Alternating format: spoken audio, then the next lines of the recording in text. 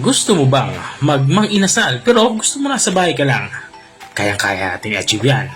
Magsimula tayo sa ating pagluluto. Unang gagawin natin ay gagawa tayo ng ating pang-marinade. Naglagay ako ng toyo dito, saka suka. Naglagay din ako ng kalamansi juice at itong bawang. Inilagay ko na din itong ating lemongrass o tanglad at saka itong pinino nating luya. Maglalagay din ako dito ng brown sugar. Saka itong mantika. Ang purpose nitong mantika ay para kumapit ang mga inilagay nating sangkap dito sa laman ng ating imamarinate na manok. At matapos ko nga ilagay ang lahat ng ating pang-marinate na sangkap ay haluin ko lang ito ng maigi. At nang mahalo na ay ilalagay na natin itong ating manok. Bali nga 6 na pirasong quarter leg yung ating imamarinate dito. Kaya medyo madami din yung aking ginawang pang-marinade na sauce. Lalamas-lamasin ko lang itong ating mga imamarinade na manok para mas kumapit yung ating mga inilagay na sangkap dito sa laman ng manok. At nang matapos ko nga itong lamasin ng maigi ay tabi muna natin. I-marinate natin ito for at least 1 oras kung nagmamadali kayo. Kumuha ako ng kawali, nilagyan ko ito ng mantika at naglagay na din ako ng atsuete. Dito ay gagawa tayo ng chicken oil. Dahil nga wala akong nabiling taba ng manok sa palengke, gagawa na lang natin ng paraan para makagawa tayo ng chicken oil. Naglagay ako ng kalahating chicken cube saka 1 dahon ng laurel. Ito yung magiging sangkap natin sa chicken oil. At kapag ganito na itsura ay pwede na yan. Tabi muna natin. Ang gagamitin nga natin sa pagluluto ng chicken inasal ay itong ating air fryer. Dito ay maglalagay na tayo ng 3 piraso muna. 6 na piraso kasi ito ating lulutuin.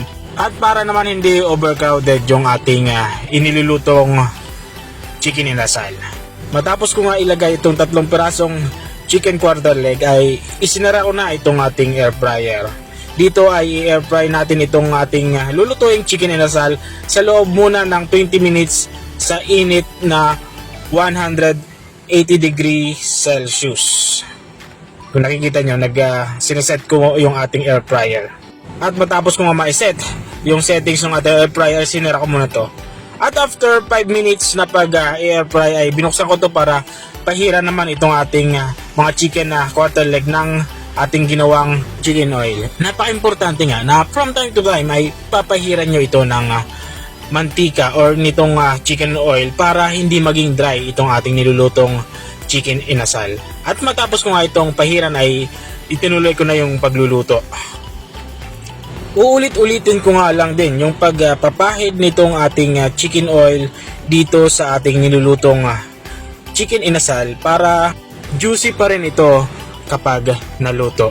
At dito nga sa parte nito ay pinapahiran ko ulit ito ng ating ginawang chicken oil. At babaliktarin ko na din ito para itong kabilang side naman yung maluto. Papahiran ko din ito ng chicken oil matapos ko nga itong baliktarin katulad ng nakikita nyo sa video.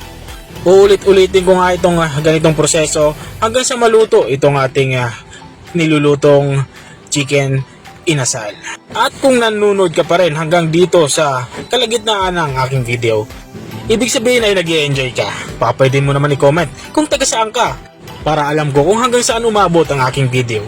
At dito nga sa parting ito ay naluto na yung ating first batch ng chicken inasal.